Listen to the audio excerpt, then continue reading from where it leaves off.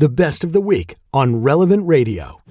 Mallory, you heard in the intro some of the stats we laid out of, while there's this great quiet revival among younger men, younger women are less likely to be religious in younger generations than they were in generations past. I'd love to kind of just, start out with, why do you think that is, first of all, and, what can be part of the church's solution? I've really thought about this, and I hope I can give you a good answer, because my husband, Jared, and I were talking this week, and he read me a statistic, and it was about what young people care about most when it comes to elections. And I can't remember what it was for men, but for women, it was abortion. Oh. And that was really heartbreaking to me. And at least what I've seen, because I'm not chronically online by any means, but what I've seen when it comes to men coming back to their faith and doing so in greater numbers and women caring less, I do think a lot of it has to do with the online presence of what I call like the manosphere or our bro podcasts.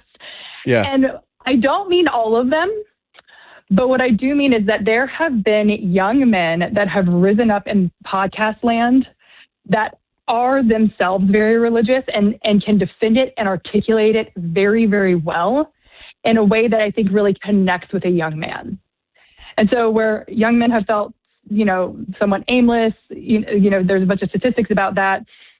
And then these kind of older brother type folks come in and start talking about the beauty of faith in a way that is very attractive to them. And I think men really gravitate towards that. I think for women, because almost of that movement with the men, I think a lot of young women feel a little bit alienated by it. They're like, where's the person who's going to speak to me and connect with me and the same desires of my heart? And they have an added thing of, we fought for all of these things in feminism, and we finally have all this freedom. Why would I lay that back down? And the church seems to mean that I have to lay all that back down.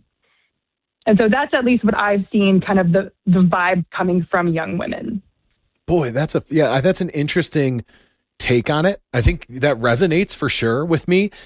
That's challenging to me though, because that's sticky. Like that's a hard, the church typically doesn't do well when we sound like we're, like the preaching of, for freedom, Christ has set us free, right? Whenever we've been on John Paul, this was his great message, right? Is you're if the Son sets you free, you'll be free indeed. He loved to quote that, right? Like, so if we seem like how do you think we preach into that cultural milieu if that's where young women's hearts are at? I think that for women, I think they need to have someone who feels a bit like an older sister, who can say, like, I've been where you are, have similar stories to share. And I think you could say, maybe the question is not, how can I be the most free, but how can I be the most fulfilled? And I just wonder if that's the shift, because I've even seen this in my own life where when I was young, and I joke about this all the time, I think my generation, and I'm a millennial, and you are too, I believe, as we have come of age and entered into motherhood, it's been really difficult for us. And my diagnosis on that personally is that I was raised in a culture that told me I could do anything. You can be anything. You can do anything. Your life is about you. And then you have a child and you're like, you have to figure out how to be selfless immediately. Whereas past generations, they actually weren't given that same cultural message. You're part of a family. You're part of a team. You were created for something. Maybe that's working. Maybe that's supporting other people, whatever that is. But there was a selflessness kind of baked into the cake, but they were happier. And so I think what does it mean to be fulfilled and maybe not just quote unquote free? Because women have more freedom than we've ever had, and we're more miserable than we've ever been. Wow. Right. That's a powerful message. Well said. Yeah. And it's statistically. And when I look at my own life, which looks very different from what I thought it would, I spend most of my days just literally cleaning up spilled milk. I'm not always happy. I'm so fulfilled. I wouldn't, it's the best and can be really difficult. And so how do we speak to say, hey, I recognize your experience as a young woman in 2026. I've been there, or I've this, or these are my stories that I have to share. But in sharing that and in connecting with you, I'm going to call you higher. Something that I've noticed, I watched a clip of a very popular podcast online, and she was doing an interview. And I'm not going to mention her name because I don't want to be uncharitable, but the conversation level was so low that I couldn't watch it. This is interesting for me. I'd love to have you back on. I think we have to dig in more into this in depth because this is not an area of my expertise, necessarily, but because there is an anti-gospel there. So I think you're right in that there needs to be almost like mentorship and people, young women being led by the hand back to like a biblical worldview and showing how it all, the deepest desires of your heart and also the self-sacrificial life of marriage and family, these things can all, there's always tension, but they can all kind of, work out or be played out and lead to a path of fulfillment. That's not one conversation though. That's not like one blog post. There's multiple, there feels like there needs space for wrestling there and almost like, the anti-gospel word strikes me. Don't you think? Yeah, I do.